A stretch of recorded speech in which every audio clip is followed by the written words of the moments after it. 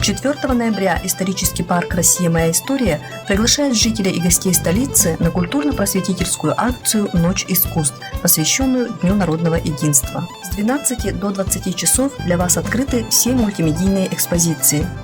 С 14:00 начнется кинопоказ художественного фильма «Хроника смутного времени». С 15:00 заработает викторина «День единства» для учащихся школ города Якутска. Параллельно пройдет квест по истории Якутии.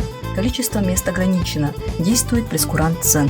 В 17:00 концерт струнного оркестра «Арко Арктика» Государственной филармонии Якутии. С 19:00 начнется лекция «Животные в культовых практиках и обрядах народов Якутии» Анатолия Семенова, аспиранта СЛФУ имени Максима Кировича Аммосова.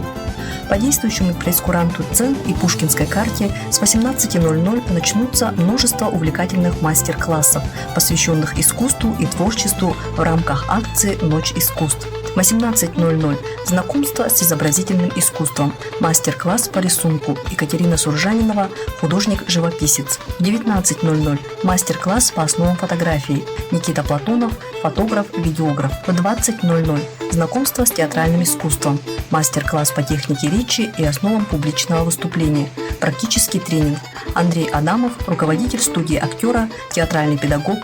Параллельно с 20:00 знакомство с элементами танцевального искусства, балетная тренировка. Практический тренинг от студии танца, руководитель Елизавета Иринеева.